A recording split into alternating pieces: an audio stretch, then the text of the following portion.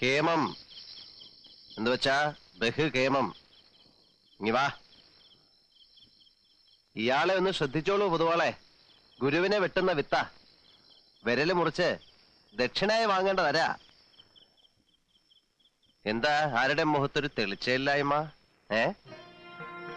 മുണ്ടക്കിലെ അമ്പലത്തിൽ കൊട്ടാൻ വരുമ്പോ ഇങ്ങനെ ഒരു ചുറ്റിക്കളി ഉണ്ടാവുന്ന കരുതിയില്ലല്ലേ? സത്യം പറഞ്ഞ ഒട്ടും പ്രതീക്ഷിച്ചില്ല. കേട്ടിട്ടേ ഉണ്ടായിരുന്നുള്ളൂ.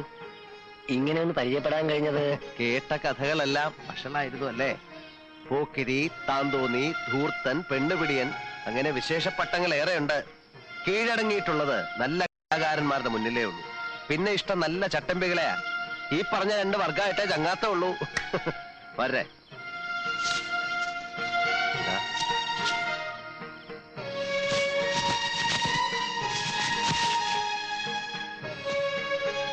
മനപ്രയാസം ഇല്ലാന്ന് കരുതുന്നു. സന്തോഷായി, വലിയ സന്തോഷായി. അപ്പോ ഇന്നിവിടെ കഴിഞ്ഞ് കാലത്തല്ലേ പുറപ്പെടുന്നുള്ളൂ?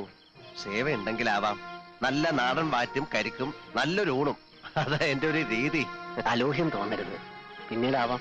എന്നിട്ട് ചില്ലറ. ഓ ആയിക്കോളൂ, എന്നും വരാം. പഠിപ്പുര അടയ്ക്കാറില്ല ഏത് പാതിരാത്രിയിലും. വരെ എന്നാ ഇവരെ കടത്തവരാക്കിട്ട് പോകുന്നുള്ളൂ. അവരെ ആരെയും കണ്ടില്ലല്ലോ.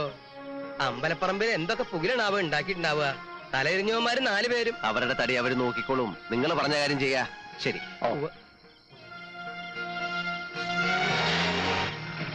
എന്തൊരു അറിവുള്ള മനുഷ്യൻ, എന്ത് ധർമ്മിഷ്ഠൻ. തറവാടിത്തം കാട്ടാണ്ടിരിക്കുമോ? മംഗലശീലത്തേതല്ലേ? കൈ നിറയെ വാങ്ങിക്കൊണ്ടുപോയി നക്കിയ ചെറ്റകൾ തന്നെയാ പറഞ്ഞു നാറ്റിച്ചതും നാണം കെടുത്തിയതും. പറഞ്ഞ ഏറിപ്പോവും.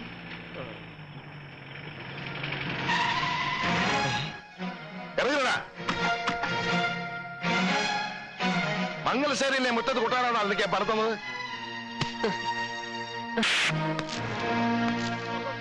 അയ്യോ അയ്യോ, എനിക്ക് പ്രയാസമില്ല, ഒട്ടും പ്രയാസമില്ല. കിട്ടേണ്ടത് തന്നെയാ കിട്ടിയത്. മുണ്ടക്കൽ അമ്മ തന്നതാ. ഉത്സവം കോലാക്കിയില്ലേ, അതിനുള്ള ശിക്ഷയാ. ഒന്ന് പതുക്കെ പിടിക്കണോ. മോന്റെ പ്രായമുള്ള ഒരു മനുഷ്യന്റെ കയ്യാളായി നിന്ന് ഇക്കണ്ട എടാകൂടൊക്കെ ഉണ്ടാക്കണതിന് പരോക്ഷ സഹായം ചെയ്യല്ലേ. മതിയായി മതിയായി എന്റെ പൊന്നു നീല. നേരം വെളുത്തിട്ട് ഞാൻ പോയിക്കോളാം. നേരം വെളുക്കാൻ കാക്കണ്ട, രാത്രി തന്നെ ചെല്ലേ. കുറെ നേരമായി താൻ.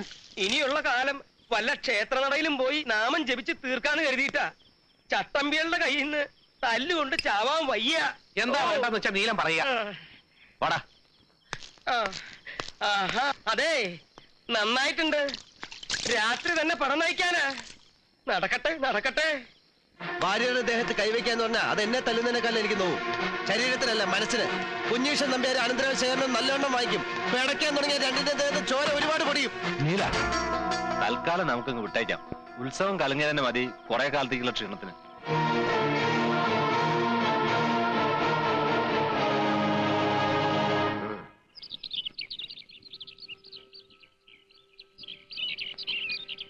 ഗംഗാതരംഗരമണീയ ജടാകലാപം ഗൗരീ നിരന്തര വിഭൂഷിത വാമഭാഗം നാരായണ പ്രിയമനംഗ മദാപഹാരം വാരാണസീപുരപതിം ഭജ വിശ്വനാഥം.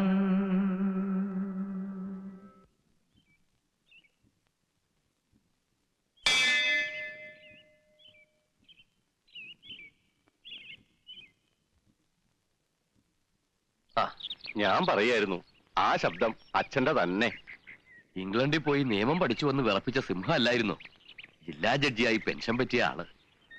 എല്ലാ ഐശ്വര്യവും ഏലക്കരദേവൻ കൊടുത്താന്നാ പറയാ. ഈ ഭൂമി മലയാളത്തിൽ എവിടെ ചെന്നാലും ഏലക്കരക്കാർക്ക് നെഞ്ചുയർത്തി പറയാറുന്നു ഞാൻ മാധവന്റെ നാട്ടുകാരനാണെന്ന്. ഇന്ന് നീലകണ്ഠന്റെ നാട്ടുകാരനാന്ന് പറഞ്ഞ ആട്ടും ചിലപ്പോ നല്ല തല്ലും കിട്ടിയെന്ന് വരും അല്ലേ?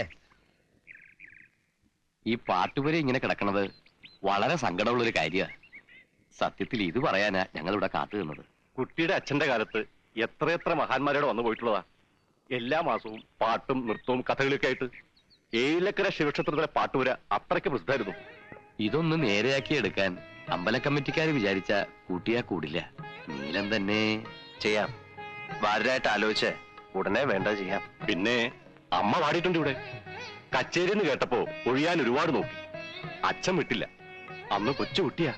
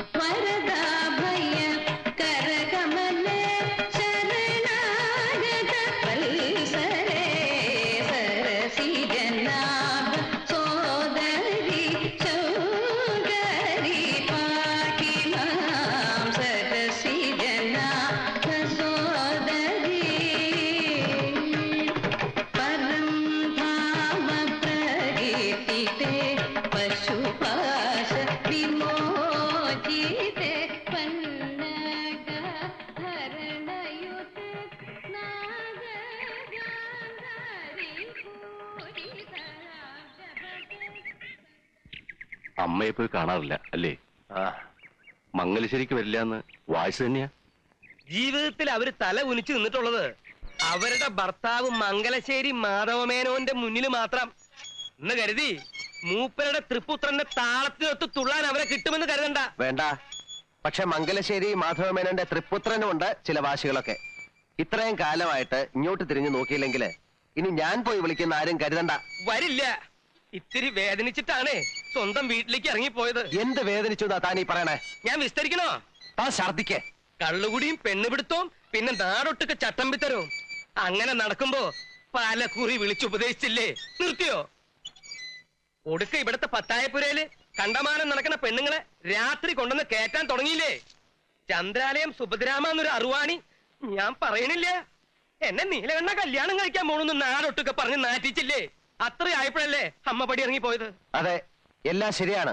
പക്ഷെ പറയുമ്പോ എല്ലാം പറയണം. അന്ന് അമ്മ ഇറങ്ങിപ്പോയതിന്റെ അന്ന് തൊട്ട് നിർത്തിയില്ലേ എല്ലാം. പിന്നെ താൻ കണ്ടിട്ടുണ്ടോ പെണ്ണുങ്ങളുമായിട്ടുള്ള ഇടപാട്? ഈ പറയണ സുഭദ്ര വർണ്ണ വഴിക്കെതിരെ പോലും ഞാൻ പോയിട്ടുണ്ടോ? ഉണ്ടോണോ?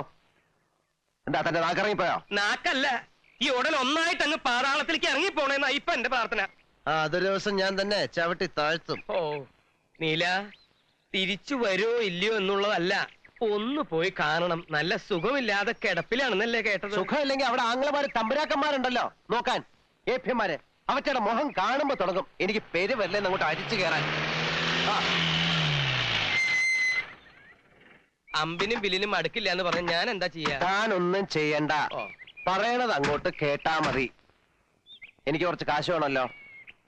ഇത്തിരി താമസം ഉണ്ടല്ലോ. ആ. മഷി ഉണങ്ങാൻ വടക്കേപ്പുറത്ത് വെയിലത്തിട്ടിരിക്കുക. ഈയിടെ ആയിട്ട് തന്റെ ഹ്യൂമർ സെൻസ് ഇത്തിരി മെച്ചപ്പെട്ടിട്ടുണ്ട്. Thank you. ഒന്ന് പറഞ്ഞിട്ട് പോന്നീല. പാട്ടുപേരുടെ പണി എന്ന് പറയുമ്പോ ആശാരിമാരെ ഏൽപ്പിക്കണ്ടേ? ആ അടിയോടിയുമായി ആലോചിച്ച് വേണ്ട ചെയ്യൂ. താൻ ഏതെങ്കിലും മരങ്ങോടൻ ആശാരിയെ വിളിച്ചേൽപ്പിച്ചാൽ ശരിയാവില്ല. കുളിമുറി ഉണ്ടാക്കുകയല്ല. ഉവ്വ്.